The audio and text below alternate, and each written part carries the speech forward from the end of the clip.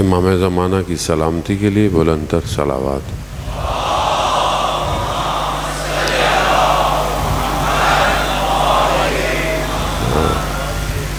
لا حول ولا قوة إلا بالله العلي العظيم۔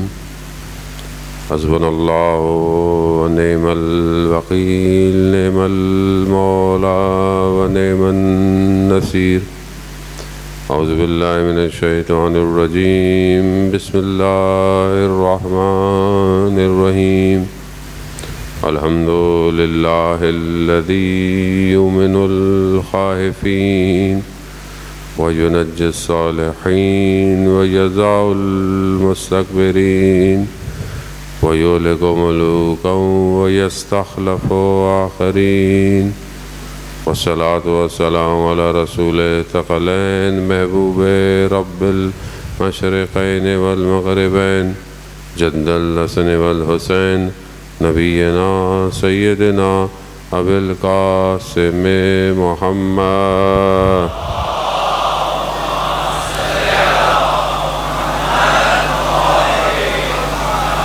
وعلى آلہ الطیبین الطاہرین المعصومین، لا سیما بقیت اللہ فی الارضین، روحی وارواحنا لتراب مقدم الفدا، ولعنۃ اللہ علی اعدائہم اجمعین۔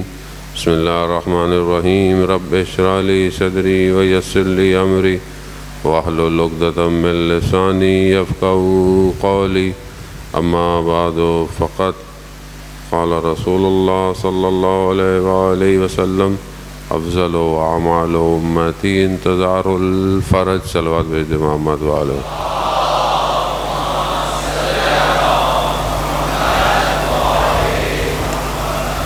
عزاداران سید الشہداء، ماہ محرم الحرام کی دوسرا دن اور تیسری شب، سید الشہداء علیہ السلام کا کارواں کربلا پہنچ چکا ہے۔ ہر ایک دن جو عاشوراء کے قریب ہوتا جائے گا، انسان اپنا مقایسہ کرتا رہے، اپنے آپ کو جج کرتا رہے کہ کیا وہ اس قابل ہو گیا ہے کہ وہ امام حسین کے خیمے میں داخل ہو سکتا ہے یا نہیں۔ خیمہ آج بھی امام کا لگا ہوا ہے، حق اور باطل کا معرکہ آج بھی جاری ہے۔ انسان ظاہر یعنی مادے سے بھی پھنسا ہوا ہے، اور انسان کا باطن اور نفس بھی اسے خواہشات میں جکڑ کے رکھا ہوا ہے۔ دونوں آزادیاں انسان کو چاہیے۔ آزاد ہوگا تو ہی اپنے امام تک پہنچے گا۔ کہیں بھی ذرا سی بھی کوئی اٹیچمنٹ، کوئی لگاؤ، کوئی چاہت انسان کو امام سے دور کر سکتی ہے۔ یہاں تک کہ ایک شخص جو امام کے پاس کربلا آیا اور اس نے امام سے یہی کہا کہ میں اس ایک شرط پہ آپ کے ساتھ رہوں گا کہ جب میں دیکھوں گا کہ اگر میرے وجود سے آپ کی جان بچے گی تو میں آپ کے ساتھ۔ امام نے کہا ٹھیک ہے، تمہاری مرضی ہے۔ کہا اگر میں یہ سمجھ پایا اپنی عقل سے کہ میری جان سے آپ کے ظاہر کو فائدہ نہیں ہو رہا تو میں چلا جاؤں گا۔ امام نے کہا تمہاری مرضی ہے۔ روز عاشوراء وہ امام کے پاس جب سب شہید ہو گئے تو وہ آیا، کہا مولا سب شہید ہو گئے، کچھ بچا نہیں ہے، میرے بھی مرنے سے آپ کو ظاہری کوئی بھی چیز فائدہ نہیں ہو سکتا، تو میں آپ سے اجازت چاہوں گا۔ امام نے تو نہ زبردستی کسی کو بلایا نہ کبھی کسی کو روکا۔ امام نے کہا تمہاری مرضی ہے۔ کہا تم جاؤ گے کیسے؟ کہا میں نے اپنا سواری یعنی اپنا گھوڑا خیموں کے پیچھے چھپا کے رکھا ہوا ہے۔ امام نے کہا ٹھیک ہے چلا جاؤ۔ کربلا کے واقعوں کا ایک راوی یہ خود شخص ہے، چلا گیا یہ۔ اب اس نے ظاہر کو دیکھا، اس نے باطن کربلا کو نہیں دیکھا تھا۔ باطن کربلا کو دیکھا ہوتا تو یہ اپنے بدن کے ٹکڑے کروا دیتا. کہیں نہ کہیں کوئی چیز ہوتی ہے کہ جو انسان اگر اس کی تربیت نہ کرے تو وہ اتنی بڑی ہو جاتی ہے کہ انسان اپنے امام کے مقابلے میں آ جاتا ہے. اور یہ بہت ضروری ہے کہ انسان عزیزان محترم اپنی تربیت کرے، اپنے نفس کی طرف دیکھے. ساری جتنے بھی لوگ ائمہ علیہ الصلوۃ والسلام کے مقابلے میں آئے سب نفس کے شکار تھے. ایسا نہیں تھا کہ وہ جانتے نہیں تھے کہ یہ کون ہے، جانتے تھے کون ہے، ہر دور میں جانتے تھے. ہارون رشید کو دیکھیں آپ، خلیفہ ہے. مامون رشید کو دیکھیں آپ، خلیفہ. جانتے نہیں تھے کہ ان کے مقام کیا ہیں. مامون کا بیٹا خود کہتا ہے کہ ایک دفعہ امام موسیٰ کاظم علیہ الصلوۃ والسلام کو بولا، اللہم صلی علی محمد. امام کو بلایا اور امام کو بڑا احترام سے اپنی جگہ پہ امام کو بٹھایا، بہت عزت دی، ہدیہ دیا، واپس بھیج دیا. تو بیٹے نے کہا کہ آپ اگر ان کے مقام کو اتنا جانتے ہیں تو آپ ان کو دے کیوں نہیں دیتے جو ان کا اصل حق ہے. تو کہا اگر اس حکومت کے مقابلے میں تم بھی آؤ گے، یعنی سگی اولاد کو کہا تم بھی آؤ گے تو تمہاری بھی گردن اتار دوں گا. یعنی انسان اپنے نفس کا کتنا شکار ہے. مقام طلب کرنا، ڈیزگنیشن، پوسٹ، جائے گا ہونا، اس کے لیے مجھے کچھ بھی کرنا پڑے میں کروں گا. خوب یہ ایک نفسانی بیماری ہے انسان کی. انسان اپنے آپ کو جب کچھ سمجھنے لگ جائے تو یہ نہیں دیکھتا کہ سامنے کون ہے، بس اس کو اس مقام کو حفاظت کرنا. یہی چیز انسان کو بربادی کی طرف لے جاتی ہے. انسان اپنے گھر میں بھی یہی مقام سمجھتا ہے کہ میں خود بہت کچھ ہوں. اگر ایک گھر کا بڑا اگر اپنی انا کا شکار ہو جائے تو اپنے گھر میں کسی کی بات نہیں سنتا، چاہے حق کی بات ہی کیوں نہ کر رہا ہو. اولاد بھی کوئی بات کر رہی ہو نہیں سنتا، گھر والے کوئی بات کر رہے ہو نہیں سنتا. اسے اپنی انا کو ٹھیس اچھی نہیں لگتی ہے اور اسی کے اندر وہ چاہتا ہے کہ بس میں رول کروں، میں جو کہہ رہا ہوں وہی ہوگا. جبکہ انسان بہرحال انسان کو ہر کسی کی سننی چاہیے. ٹھیک ہے مینیج کرنا ڈفرینٹ ہے مگر سننا تو چاہیے. یہی انا پرستی تھی جو کھا گئی اسلام کو، کھا گئی. کب تک زندہ رہنا تھا، کتنا زندہ رہنا تھا، مگر مقام انسان کو اس جگہ لے گیا کہ انسان روز محشر کہاں کھڑا ہوگا. نفس کو کنٹرول کرنا بہت ضروری ہے. انسان اپنے باطن کو انسان اگر بہتر نہ کرے تو انسان کسی طاغوت کا مقابلہ نہیں کر سکتا. انسان کے اپنے اندر کمزوری پائے جائے تو وہ جب کھڑا ہوتا ہے اچھا جو اس کے اندر ضعف ہو، کمزوری ہو، سامنے والے کو بھی پتا ہوتا ہے اس کی کمزوری کیا ہے، تو اسی کمزوری سے وہ کھیلتے ہیں. آج معاشرے میں جب برائی پھیلائی جاتی ہے، برائی کی تشہیر کی جاتی ہے، وہ کیوں کی جاتی ہے کہ کتنے لوگ اس سے آلودہ ہوں گے، کتنے لوگ اس سے گر جائیں گے. شیطان کا جو ڈیزائن کیا ہوا سسٹم ہے وہ بڑا پیچیدہ ہے. آپ یہ نہ سمجھے کہ شیطان کو میرے سے کیا لینا دینا، شیطان کو سب سے لینا دینا ہے. شیطان نے خدا سے اس وقت جب اسے دھتکارا جا رہا تھا، اسے راندا جا رہا تھا، اس کو نکالا جا رہا تھا، اس نے کیا کیا؟ اس نے کہا مجھے اجازت دے کہ میں یہ جو آدم کو آپ نے بنایا ہے میں اس میں نفوذ کر سکوں، میں اس میں پینیٹریٹ کر سکوں. بغض اس کے دل میں اس دن سے ہے کیونکہ وہ خود ایک مقام چاہتا تھا. شیطان کا مسئلہ کیا تھا؟ شیطان کا مسئلہ وہ مقام تھا کہ جو اللہ سبحانہ و تعالیٰ نے جناب آدم کو عطا کیا. یہ بھی تو یہی چاہتا تھا کہ آخر یہ ایک خاک سے بنی ہوئی چیز کو، مٹی سے بنی ہوئی چیز کو اللہ اتنا بڑا مقام دے رہا ہے کہ کہہ رہا ہے اس کو سجدہ کرو. وہاں اس کی انا کو ٹھیس پہنچ رہا تھا کہ میں جو اتنے ہزار سالوں سے عبادت کر رہا ہوں، میں جو اتنا جو وہ استاد بنا ہوا ہوں، میں نے کہاں سجدے نہیں کیے. اس نے وہ بھی کچھ چاہتا تھا وہ بھی کوئی چیز سنی تو ہوگی کہیں نہ کہیں کہ کوئی مقام ہے، کوئی نہ کوئی چیز ہے، لیکن جب اسے پتہ چلا کہ یہ مقام مجھے تو نہیں مل رہا، اس نے انکار کر دیا۔ انکار کیا کیا؟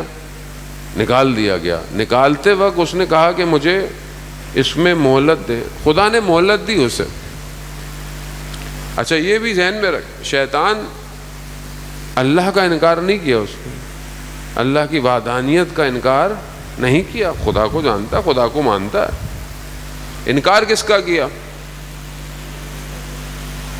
ولی کا انکار کیا، اللہ کی ولی کا انکار کیا۔ تو ولایت کا انکار ابلیس بنا دیتا ہے۔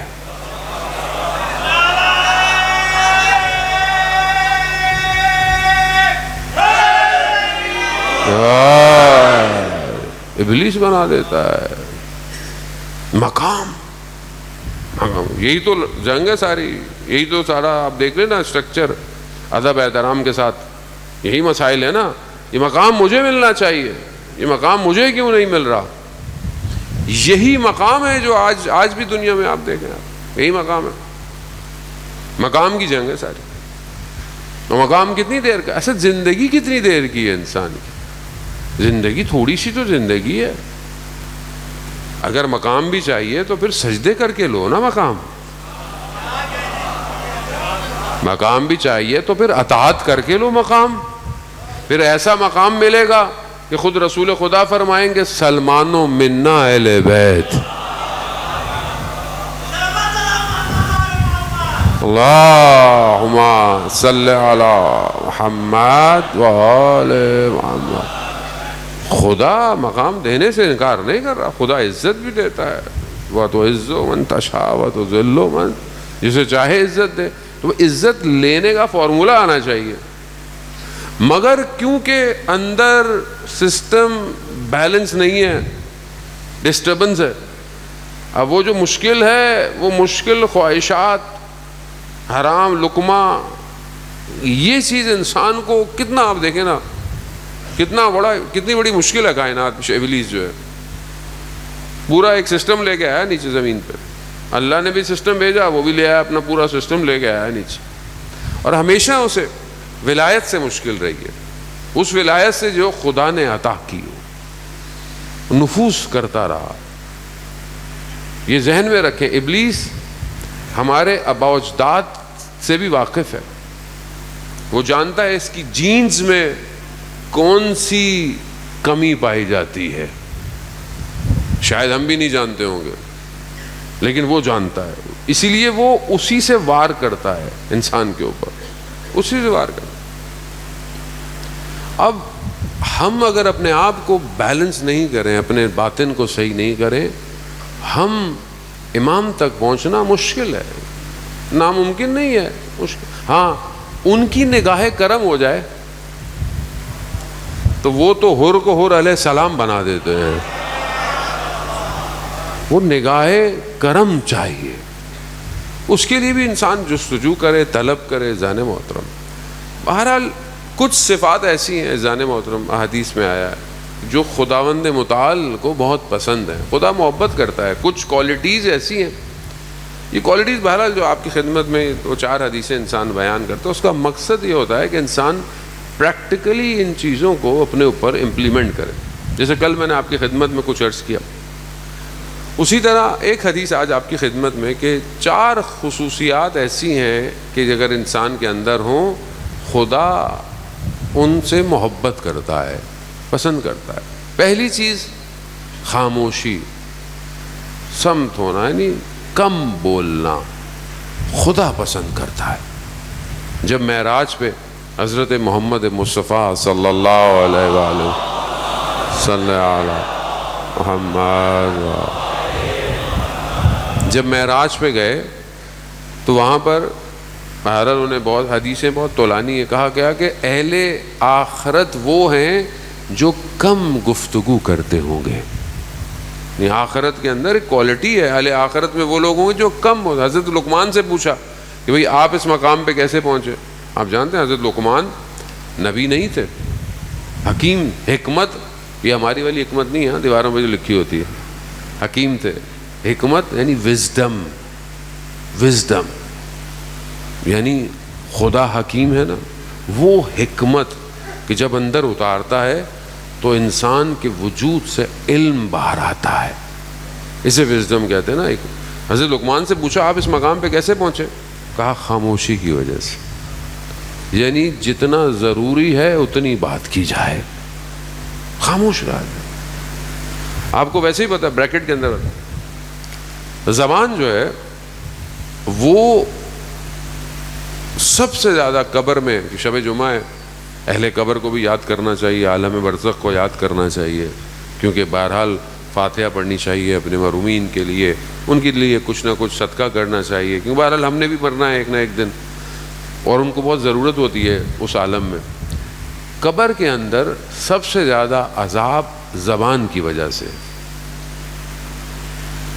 آیت اللہ شہید دستغیب رضوان اللہ تعالی علیہ، اذان محترم، ان کی کتاب ہے گناہ کبیرہ.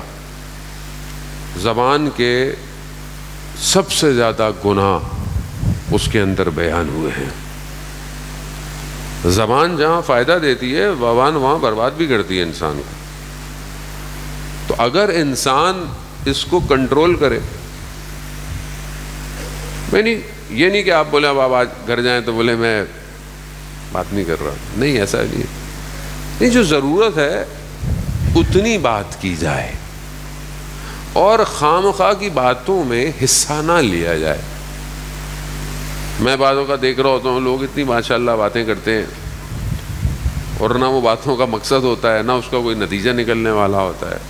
مطلب دنیا کی سیاست پہ ہو رہی ہیں، اس پہ بات ہو رہی ہے، اس پہ بات ہو رہی ہے، آپ اپنی انرجی ضائع کر رہے ہیں. آپ کو پتہ ہو کہ آپ کو کہاں بولنا ہے اور کتنا بولنا ہے، کیونکہ آپ کے زبان سے جو حروف نکلتے ہیں یہ مجسم ہو جاتے ہیں عالم برزخ میں. اچھے حروف نکلیں گے اچھی چیز مجسم ہوگی، بری چیز نکلے گی بری چیز مجسم ہو جائے گی. اگر آپ نے اپنی زبان سے غلط الفاظ نکالے، کچھ لوگ ایسے ہیں کہ جن کو موت کے بعد کے تجربات ہوئے ہیں، اوتھینٹک تجربات ہیں، ریئلسٹڈ، یعنی باقاعدہ ایسے لوگ ہیں، پروگرام ہیں، کتابیں ہیں کہ جب مرنے سے پہلے مر گئے، حادثہ ہوا، ایکسیڈنٹ ہوا، عالم کوما میں چلے گئے، تو وہ عالم برزخ ان کو دکھایا گیا. تو ایک شخص تھا وہ بیان کر رہا تھا کہ میں گیا اور میں نے بعد میں دیکھا تو مجھے لگا ایک میز ہے، لوگ بیٹھے ہیں، تو میں سمجھ گیا میرا حساب کتاب کھلا پڑا ہے. کہتے اس میں سے ایک شخص آیا، میں صرف زبان کی بات کر رہا ہوں، شخص آیا میرے قریب آیا اور وہ اتنا بھیانک تھا اس کا چہرہ کہ دنیا کے بھیڑیے اس کے مقابلے میں کچھ نہیں تھے.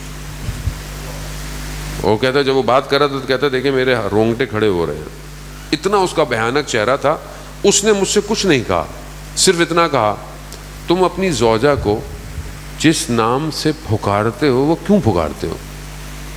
لوگ ہیں نا جو مذاق اڑاتے ہیں، نام رکھے ہوئے ہوتے ہیں، ایسے نام سے اس کو پکارتے ہیں، چھوٹے موٹے جو بھی، بہرحال دوستوں میں بھی ایسے ہی ہوتے ہیں. اب وہ اندر سے انسان برا مانتا ہے لیکن بول نہیں پاتا. اور گھر کے اندر اگر آپ کسی کے ساتھ تمسخر کرتے ہیں تو بہت سارے لوگ نہیں بول پاتے ہیں کہ یہ والد صاحب کیا کہہ رہے ہیں یا میرے کسی کے شوہر کچھ کہہ رہا ہو. تو کہا اس نے صرف مجھے اتنا کہا، بس کچھ نہیں کہا. واپس آ گیا، یعنی جب دوبارہ کوما سے واپس آیا، ایک حروف زبان سے کسی کو تکلیف دے دے، روح زخمی ہو جاتی ہے. اور میں اپنی بات کر رہا ہوں، یقیناً آپ ایسا نہیں کرتے، کیا کیا لوگوں کو بولتے رہتے ہیں. گاڑی گزر گئی، پتہ نہیں کس کو ہم نے کیا کیا بول دیا، اس نے سنا بھی نہیں، لیکن ہمارے کھاتے میں لکھا، ہو گیا، پورا پیکج ہو گیا آپ کا. کون قیامت والے دن اس کو مٹائے گا؟ آپ کو پتہ ہے جب کہیں بیٹھے ہوئے اگر آپ کسی کی انسلٹ کر دیں تو آپ اکیلے میں معافی مانگتے ہیں، فائدہ نہیں ہوتا. آپ کو لوگوں کے درمیان میں معافی مانگنی پڑے گی تو معافی قبول ہے. تو کون سی کوالٹی ہے؟ حدیث میں ہے خاموش رہو، کم بولو. آیت اللہ عظمہ بہجت اچھا ہم بعض اوقات پڑھتے ہوئے ڈرتے ہیں. پچھلے دفعہ میں ایک صاحب نے مجھے بتایا کہ کسی کے بارے میں کہ بھائی وہ بات نہیں کر رہے ہیں. میں کافی دن سے مجھے بات بھی کرنی تھی, میں بات نہیں کر پایا ان سے. ان کے گھر والوں نے مجھے بولا کہ مولانا صاحب وہ یہ کہتے ہیں کہ آیت اللہ قاضی اپنے زبان میں پتھر رکھتے تھے تو وہ بات نہیں کر رہے, تو انہوں نے بات کرنا چھوڑ دی. بھائی وہ بہرحال وہ مقام ہم 100 اس لیے کہتے ہیں کہ انسان 10 پہ عمل کرے, 100 پہ عمل نہ کرے, 10 پہ عمل کرے کہ بہرحال انسان معاشرہ سازی کرے. آیت اللہ عظمہ بہجت کا زبان کا روزہ رکھتے تھے, خاموش, جو ضرورت ہے وہ بولو, نہیں ہے تو لکھ کے دے دو. کیونکہ جب انسان خاموش ہوتا ہے تو برین ڈیٹا کو مینپولیٹ کرتا ہے, تب کچھ ڈاؤن لوڈ ہوگا. جب آپ اور میں ہر وقت بولتے ہی رہیں گے, آج کل کا بولنا زبان سے کم موبائل سے زیادہ ہے, انگلیوں سے زیادہ ہے, تو یہ بھی بولنا ہی کاؤنٹ ہوتا ہے. جب آپ اپنے آپ کو تھوڑا سا گیپ دیں نا, ہماری زندگی میں سوچنے کا ٹائم نہیں ہے, تفکر کا ٹائم نہیں. ہم نے اپنے برین کو اتنا ایکٹیویٹ کر دیا, یہ سوتے ہوئے بھی جاگ رہا ہے. اتنا ڈیٹا ہم اس کے اندر ڈال رہے ہیں, یا زبان سے بول رہے ہیں, یا آنکھوں سے دیکھ رہے ہیں, یا کانوں سے سن رہے ہیں. انسٹاگرام, ٹک ٹاک, یہ سب اسنیپ چیٹ, اتنا ہم نے اپنے آپ کو آکوپائڈ کر لیا ہے کہ ہمارے پاس خلوت نہیں ہے. ہم تفکر اور فکر کے مراحل سے دور ہو گئے ہیں. فکر کریں گے تو معاشرہ بنائیں گے, فکر ہی نہیں ہے ہمارے پاس, تفکر ہی نہیں ہے ہمارے پاس, سوچ ہی نہیں رہے, برین ہی نہیں ہے ہمارے پاس. تو یہ کوالٹی صرف آخرت کے لیے نہیں ہے, دنیا کے لیے بھی ہے. جانے موت آپ کے سامنے جو کم بولتا ہے وہ بڑا بردبار ہوتا ہے. کم بولنے والا انسان گہرا انسان ہوتا ہے, پہلی کوالٹی. دوسری کوالٹی حدیث میں بیان ہوتا ہے, امام فرماتے ہیں کہ دوسری کوالٹی جو خدا کو پسند ہے وہ تواضع ہے. انسان انکساری دکھائے, یعنی انسان ڈاؤن ٹو ارتھ ہو, جھکا ہوا ہو.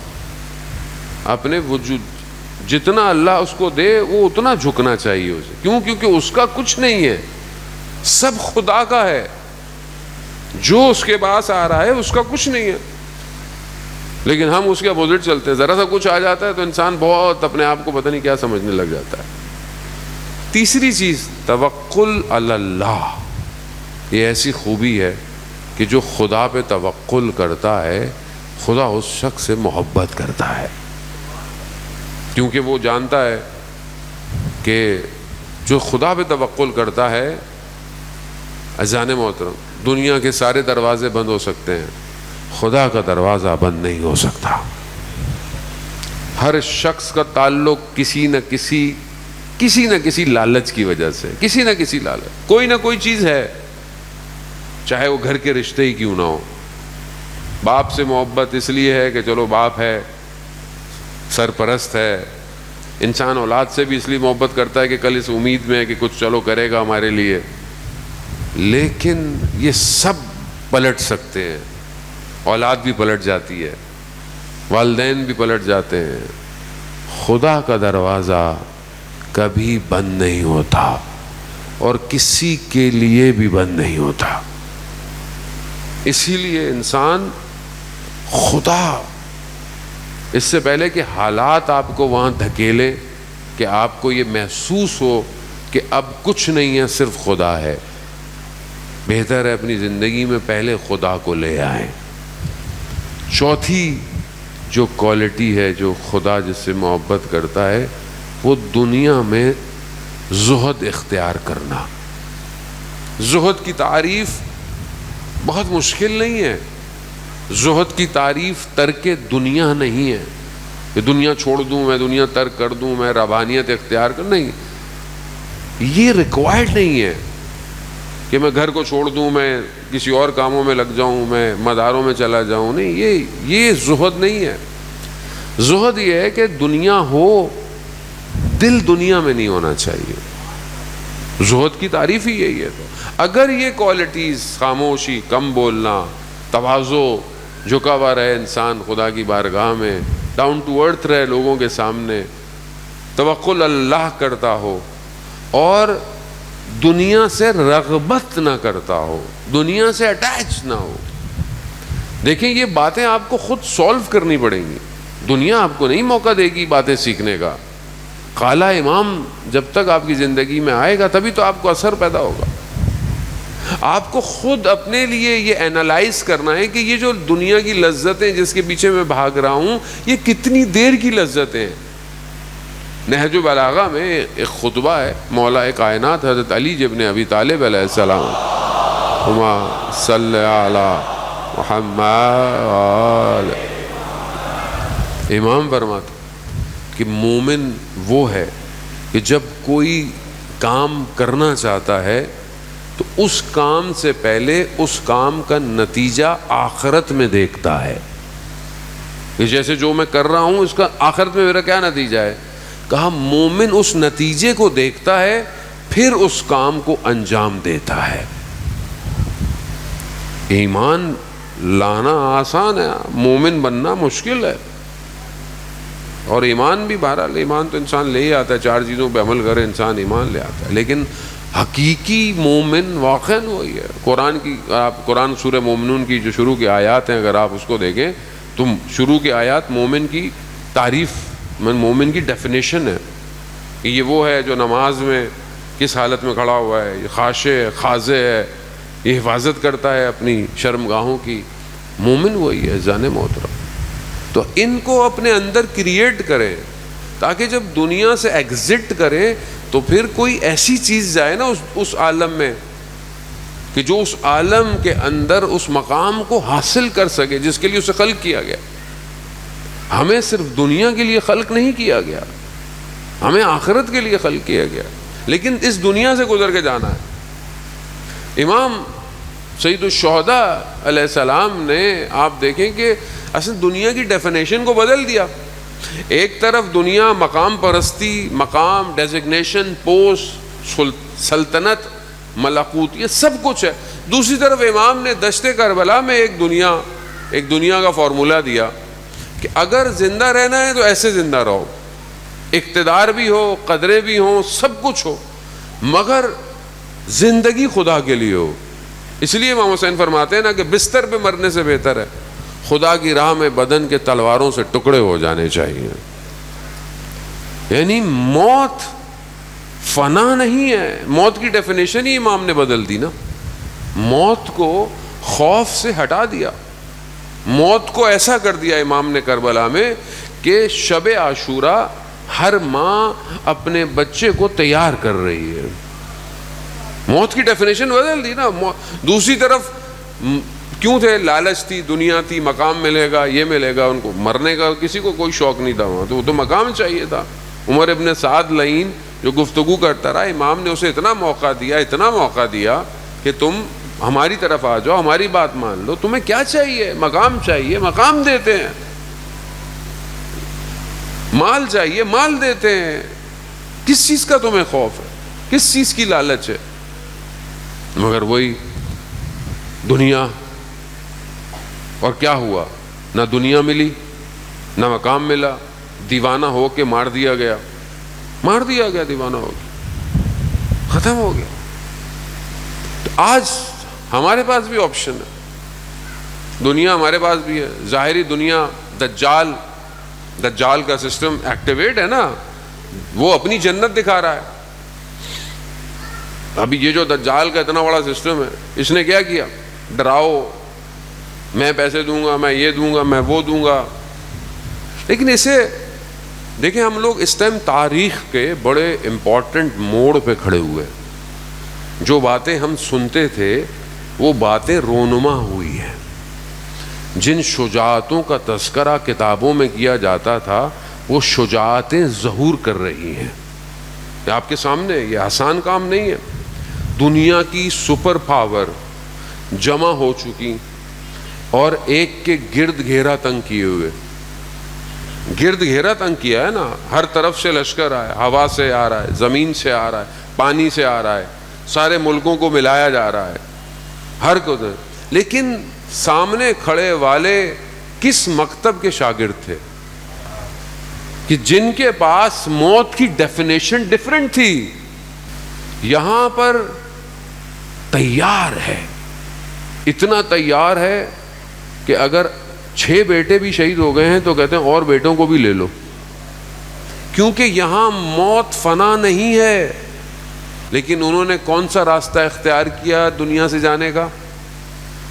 یعنی وہ راستہ کیا جو ان کے ارباب کا راستہ تھا، یعنی جو سید الشہداء کا راستہ تھا کہ اللہ کی راہ میں اپنی جان کے ٹکڑے کرا دو. اور آپ دیکھیں اس موت نے، ایک شہادت نے دنیا کو کتنا بیدار کر دیا. اگر یہ راستہ انسان اختیار کر لے، سید الشہداء کا راستہ، ان کے اصحاب کا راستہ کہ ہیہات منا ذلہ، کہ ذلت کی زندگی سے عزت کی موت بہتر ہے، یہ اگر انسان اختیار کر لے تو پھر دنیا آپ کا مقابلہ نہیں کر سکتی.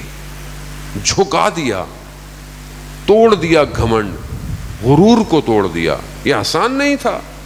اس سالوں کا امپائر کھڑا ہوا تھا. دنیا آج نفرت کرنے لگ گئی ہے. آج دنیا کو پتہ چل گیا ہے، اب تو چھوٹے چھوٹے ملک بھی آنکھیں دکھا رہے ہیں کیونکہ ان کے پاس ہے ہی کچھ نہیں، صرف ظاہری خوف ہے. اس ظاہری خوف کو وہی توڑ سکتا ہے جو رات کو خدا کو سجدے کرتا ہو،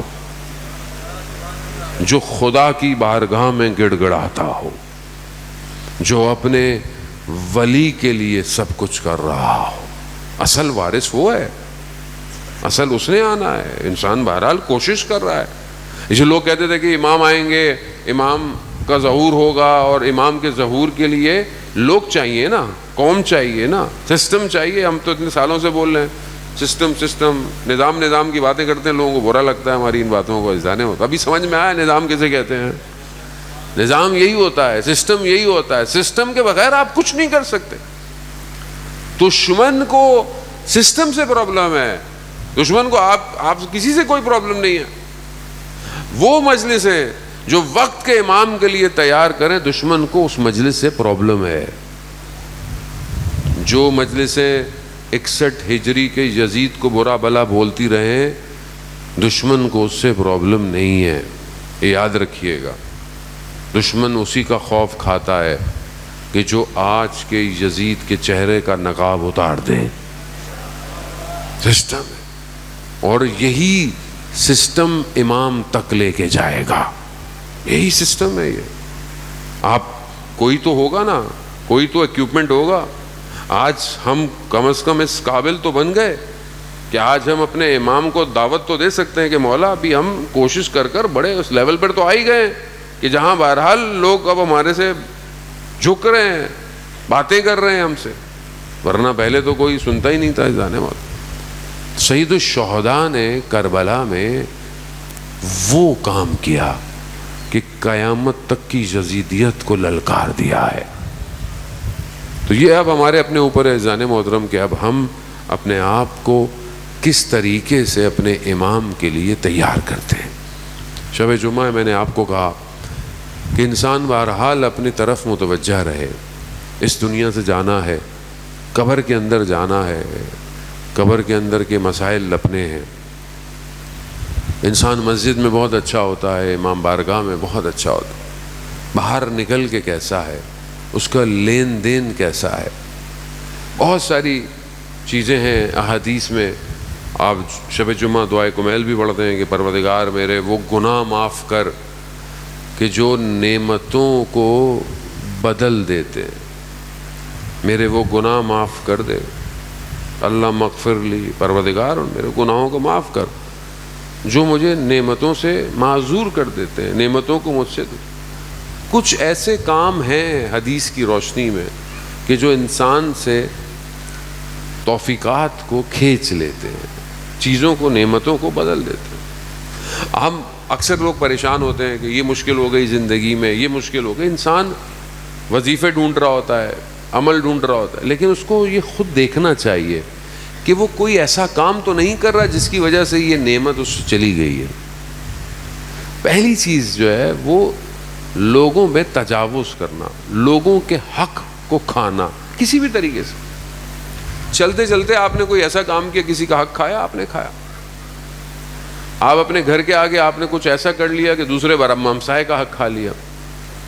انسان ایسی ہے، انسان کہیں جاب کرتا ہے، کام کرتا ہے، کسی کا حق کھایا، یہ پہلا چیز ہے کہ جب آپ لوگوں کے حقوق کو تجاوز کرتے ہیں خدا نعمتوں کو بدل دیتا ہے، نعمتوں کو بدل۔ دوسری چیز، اگر انسان شکر نہ کرے، شکر اگر انسان نہ کرے تو خدا نعمتوں کو بدل دیتا ہے۔ قرآن کی آیت بھی ہے، تم جتنا شکر کرو گے ہم اتنا نعمتوں میں اضافہ کریں گے۔ اب ہم اپنی زندگی میں اگر متوجہ ہوں اذان موت، زندگی خود ایک بہت بڑی نعمت، اور وہ نعمت کہ جس کا سب سے زیادہ شکر کرنا چاہیے، یہ میں نہیں کہہ رہا، امام علی علیہ السلام ارشاد فرماتے ہیں، اللہم صلی علی محمد، امام ارشاد فرماتے ہیں وہ نعمت جس کا سب سے زیادہ شکر کرو، وہ نعمت دین مبین اسلام ہے۔ اسلام سب سے بڑی نعمت ہے، یعنی وہ دین خدا کا جو ہمارے پاس ہے، اگر یہ نہیں ہو خدا نہ راستہ ہم پتہ نہیں کیا ہوتے۔ اور پھر اس دین کے ساتھ وہ محبت اہل بیت ہونا، وہ ولایت ہونا، یہ خود سب سے بڑی نعمت۔ انسان حدیث میں مختلف طریقے سے اس حدیث کو، اس کانٹیکسٹ کو بیان کیا گیا ہے کہ انسان نمازیں بھی پڑھے، روزے بھی رکھے، راتوں کو عبادتیں بھی کرے، لیکن اگر اس کے پاس اللہ کے ولی کی ولایت نہیں ہے تو پھر اس کی کوئی بھی چیز قبول نہیں ہے۔ اور اسی کانٹیکسٹ کو جو امام جعفر صادق علیہ السلام بیان کرتے ہیں، اللہم صلی علی محمد،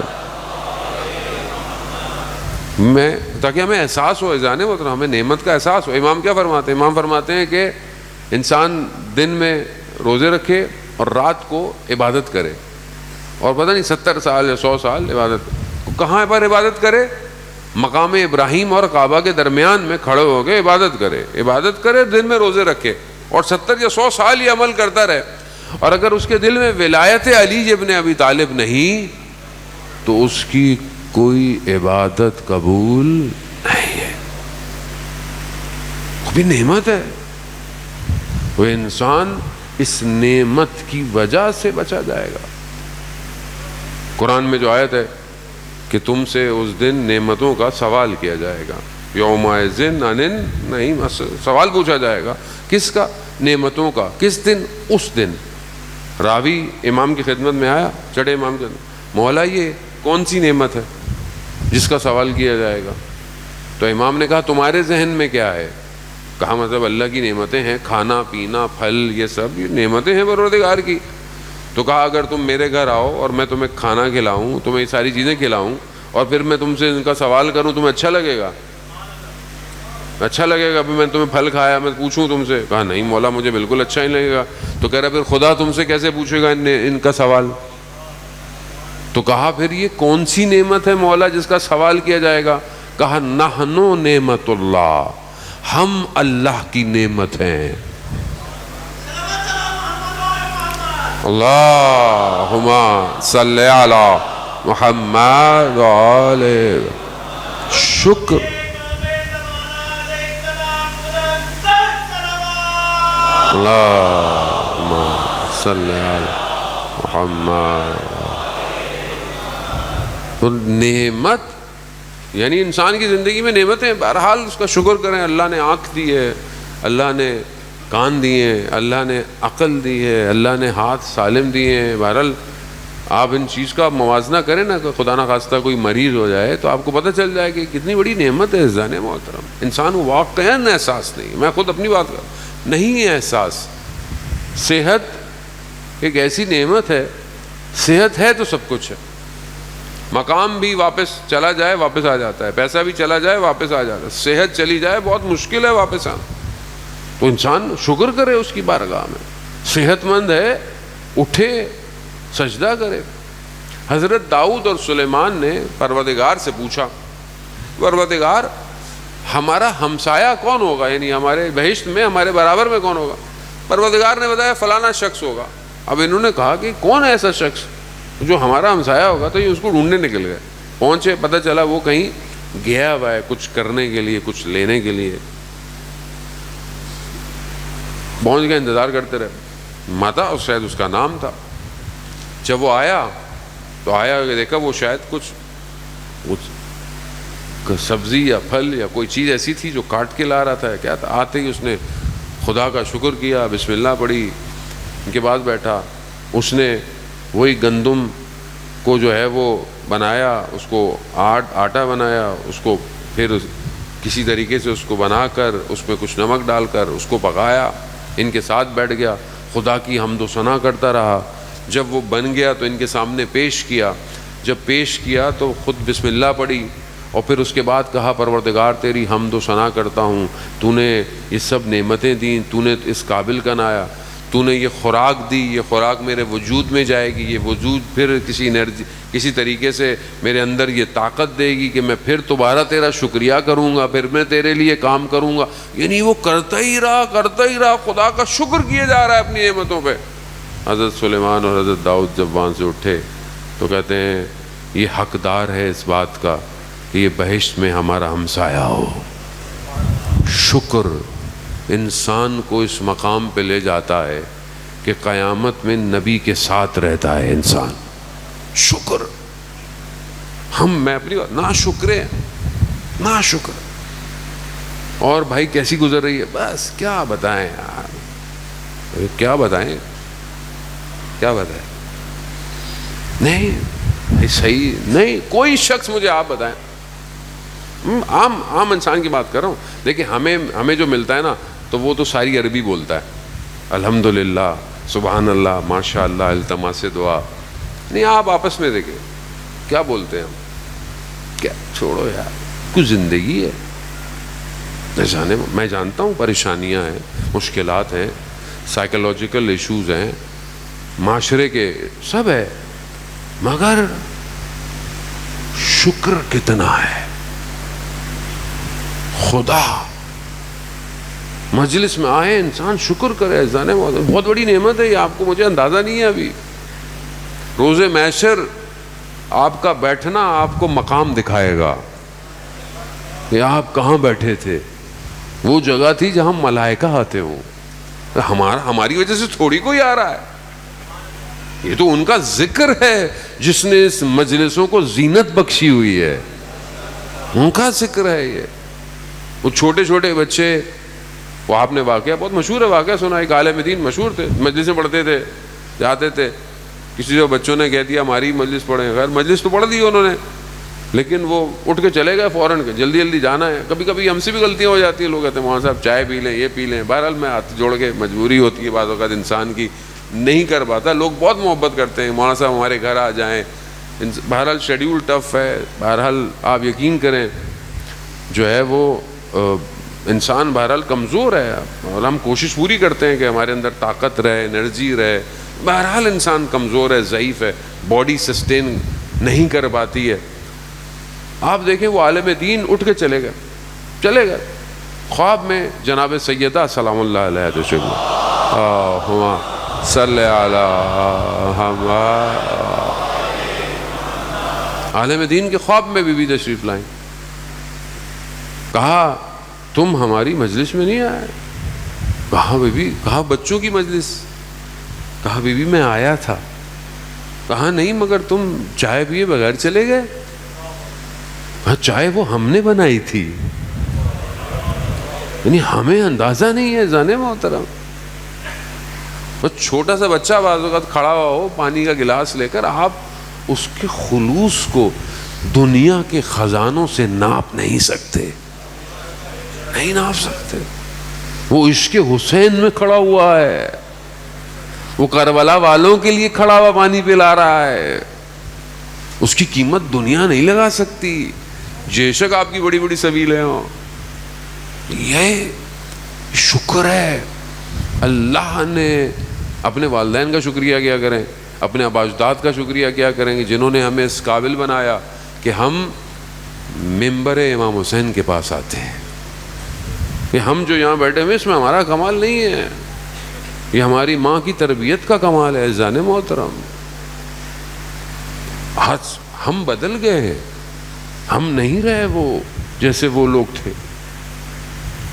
جب محرم آتا تھا اصل گھر میں پتہ چل جاتا تھا محرم آیا ہے. میں پہلے بھی ذکر کرتا ہوں, مجھے یاد ہے ہم جوان جب تک ہماری والدہ بہرحال ہماری جوانی میں چلی گئی, لیکن ہم اس جوانی تک ہمیں یاد ہے ہمارے گھر میں ٹی وی نہیں کھلتا تھا. اب تو خیر بہانے ہیں کیونکہ مجلسیں ٹی وی پہ آتی ہیں, سب آتا ہے. اس زمانے میں ظاہر نہیں آتا. گاؤں دیہاتوں میں چارپائیاں احترام میں الٹی کر دی جاتی تھیں, نہیں کرتے تھے. کھانے نہیں بنتے تھے اس طریقے سے. کیوں؟ کیونکہ سیدہ کا لال کربلا میں بھوکا اور پیاسا ہے.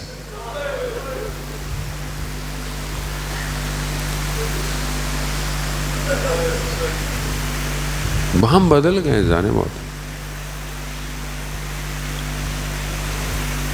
انسان کہتے ہوئے بھی ڈرتا ہے کسی کو برا نہ لگ جائے.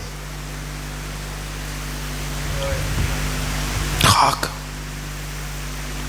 ہو جائے انسان. 35 سال گریا کرتا رہا.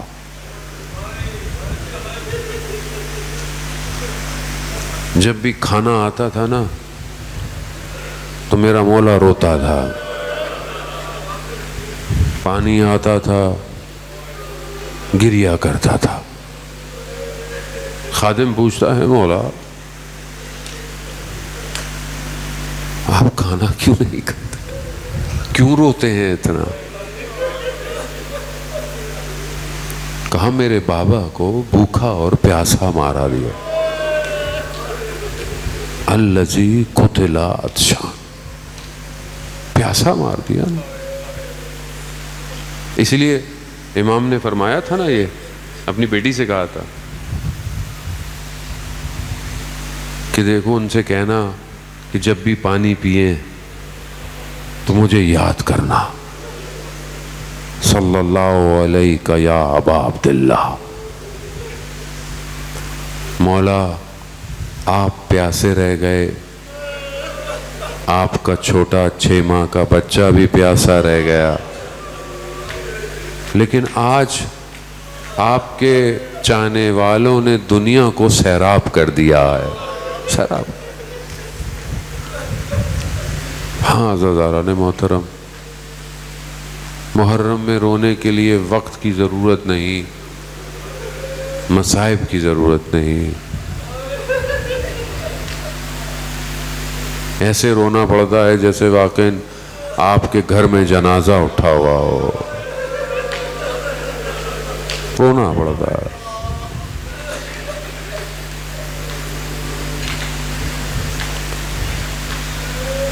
کارواں کہتے ہیں ایک مقام پہ پہنچا تو تکبیر بلند کی. امام نے کہا یہ تکبیر کیوں کہی؟ کہا دور نخلستان نظر آ رہا ہے. امام نے کہا جاؤ جا کر دیکھو. آگے گئے, کچھ لوگ واپس آئے. کہا نخلستان نہیں ہے, یہ تو نیزے ہیں. دیکھا تھوڑی دیر میں ایک قافلہ لشکر قریب آیا. کون ہے لشکر؟ لشکر کا سردار حر ہے. حر جانتے ہیں کون تھا؟ حر ایک ایسی شخصیت تھی جو مشہور تھی شجاعت میں. جیسے ہر دور میں دیکھا نا, جو خیبر میں بھی ایک شخص تھا, اسی طرح احد میں ایک شخص تھا عمر ابن عبدود, مشہور تھا نا, طاقتور تھا, لوگ جانتے تھے شجاعت ترین شخص ہے, طاقتور شخص ہے. حر بھی کوفہ میں ایسا ہی تھا. یعنی جب پوچھا جائے کہ کوفہ میں سب سے طاقتور شجاعت ترین شخص کون ہے, کہا حر ہے. تو حر اس لشکر کو لیڈ کر رہا تھا. جیسے ہی پہنچا نا, امام نے حضرت عباس کو بلایا. گرمی شدید ہے, پیاسے ہیں. کہا عباس ان کو پانی پلاؤ. پانی ان جیزوں میں مشکیزوں میں سے اتارے گئے, کاسوں میں پانی پلایا. جب سب کو پانی پلا دیا تو امام حسین نے کہا عباس اب ان کے جانوروں کو بھی پانی پلاؤ. اور کہا عباس جانتے ہو نا جانور ایک دفعہ میں سیراب نہیں ہوتا، جب تک وہ سیراب نہ ہو برتن کو اٹھانا نہیں. یہ حسین ہے. حر اب مشکل میں تو آ گیا. کہا حر کیسے آنا ہوا؟ کہا میں آپ کے ساتھ ساتھ ہوں، جہاں جہاں آپ جائیں گے میں آپ کے ساتھ ہوں. امام نے دیکھا تو اپنی سواری کو دوسری طرف موڑا اور جانے کے لیے جیسی جانے لگے تو اس نے امام کے سواری کی لگام پکڑ لی. شریف آدمی کی سواری کو روکا جائے. امام نے کہا حر تیری ماں تیری عزا میں بیٹھے. بہت سخت جملے تھے یہ امام کے. تیری ماں تیری عزا میں بیٹھے. حر نے یہ سنا نا کانپنے لگ گیا، ہاتھ جوڑے کانپتا ہوا. کہا آپ نے تو میری ماں کے لیے کہہ دیا مگر آپ کی والدہ کے لیے نام لینے کے لیے مجھے وضو کرنا پڑے گا. اللہ اکبر اللہ اکبر. جناب سیدہ ہم خطا کار ہیں بی بی، میں اپنی بات کرتا ہوں، یہ تو آپ کے بیٹے کے سوادار ہے، میں گناہگار ہوں.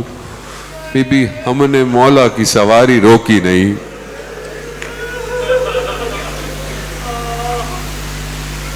ہم پر کرم کیجئے. یہ کہنا تھا، بہرحال خاموش ہو. جہاں جہاں امام نے ساتھ ساتھ بہرحال یہ لگ. رات آ گئی.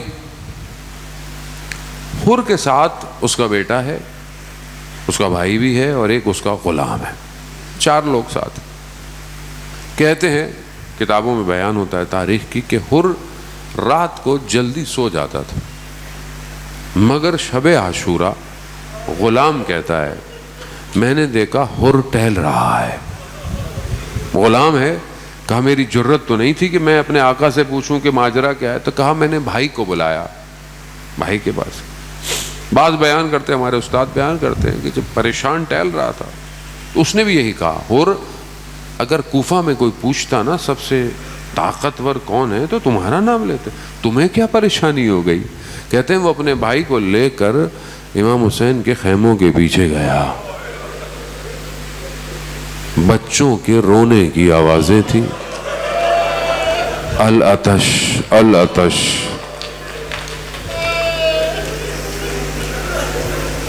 قرار نہیں تھا. اور کہتا ہے کہ قرار نہیں تھا کہ جنگ ہو یہ قرار نہیں تھا. میں اپنے آپ کو جنت اور جہنم کے درمیان دیکھ رہا ہوں. کہتے ہیں روزے عاشورہ ہوئی، باقاعدہ 4000 جو تیر والے تھے انہوں نے تیر چلائے اور ہوا. اور جب اس کے بعد یہ ہوا کہ ایک ایک کر کے آئے گا تو حر نے اپنے بیٹے کو بلایا. حر اگر تمہارے سامنے 2 راستے ہوں، ایک جنت کی طرف جاتا ہو ایک جہنم کی طرف، کون سا انتخاب کرو گے؟ واہ بابا واضح ہے، انسان جنت کی طرف جائے گا. کہا بس پھر چلو. یا سیدہ چلو. جانے لگا. کہا رکو. کہا میرے ہاتھوں کو باندھ دو. کہا ابا کو میرے سر پہ اوڑھ دو، مجھے کچھ نظر نہ آئے، اور بس مجھے لے کے جاتے رہو. لے کے جانے لگا. تھوڑی دیر بعد کہا اللہ اکبر. کہا کیا ہوا؟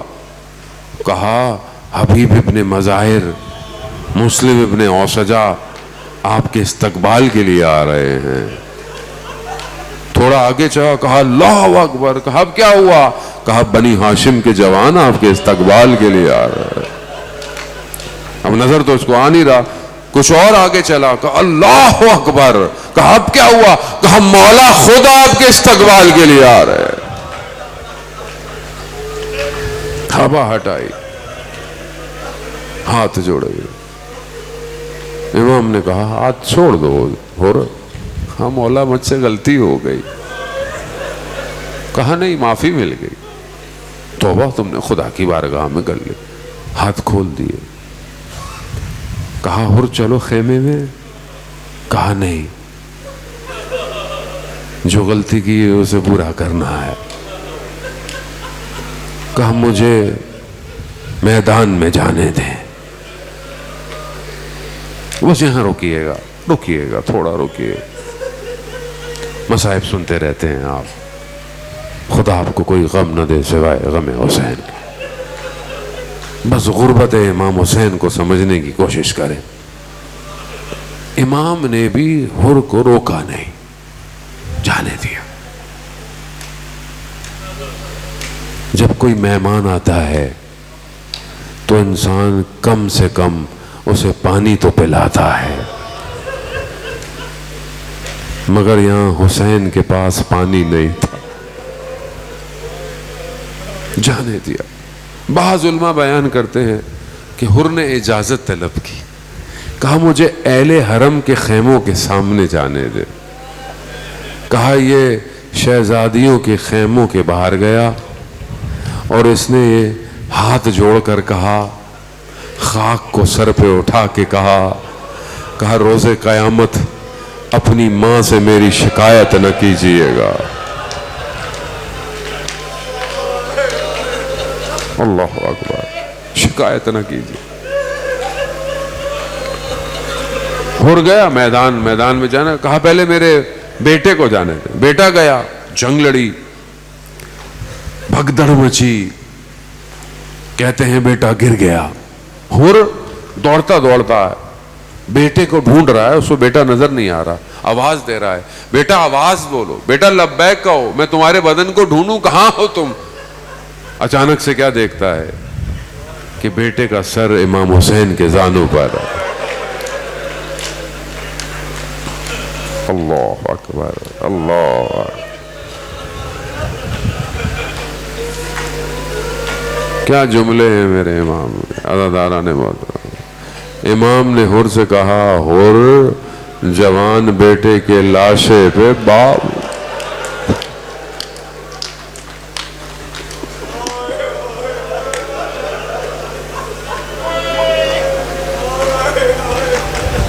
حر جوان بیٹے کے لاشے پر باپ نہیں آتا.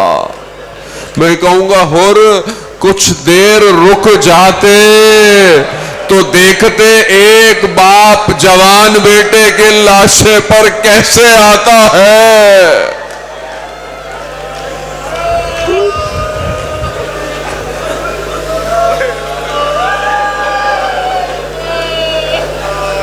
کیسے آتا ہے.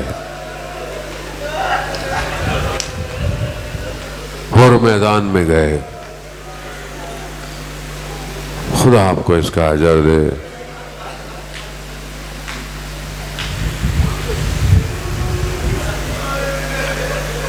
کسی نے مجھے آج میسج کیا بڑا عجیب سا, کبھی کسی نے ایسی مجھے دعا نہیں دی.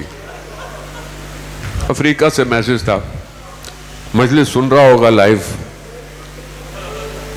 مجھے کہتا ہے سید حر کی ماں آپ کو دعا دے.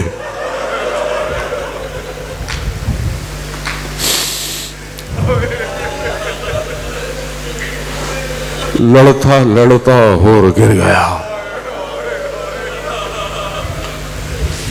مولا اس کے بدن پہ پہنچے, اس کا سر بھی اپنے زانوں پہ رکھا.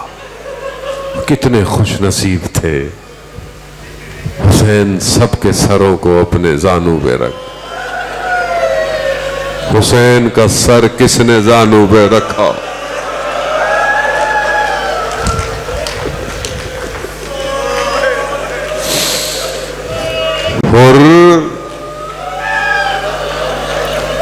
حر کتنا بدل گیا. کیا کہا تھا امام نے, حر تیری ماں تیری عزا میں بیٹھے. اب کیا کہہ رہے ہیں, حر تمہاری ماں نے تمہارا نام کتنا اچھا رکھا ہے. حر یعنی آزاد. حر تم آزاد ہو گئے. اور اپنے پیراہن سے ایک رومال نکالا. رومال کس کا تھا؟ ماں نے دیا تھا. حور نے احترام کیا تھا نا جناب سیدہ کا. حور نے کیا کہا تھا کہ میں آپ کی ماں کے بارے میں یہ کہہ نہیں سکتا. بس عزیزداران محترم، امام حسین نے قیامت کا انتظار نہیں کیا کہ قیامت میں تمہیں کچھ ملے گا. دنیا میں اپنی ماں کا رومال نکال کر اس کے ماتھے پر باندھ دیا اور دکھا دیا کہ حور کو بچانے والی میری ماں ہے.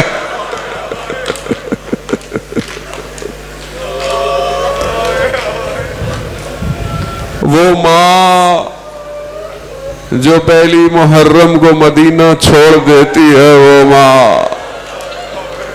وہ ماں جو شب عاشور اس گودال سے پتھر اٹھاتی رہی، وہ ماں کہ میرا بیٹا جب زمین پر آئے تو کوئی پتھر نہ لگے، وہ ماں کہ جس نے پہلے وصیت کر دی ہو کہ گردن پر بوسے دے دینا، وہ ماں.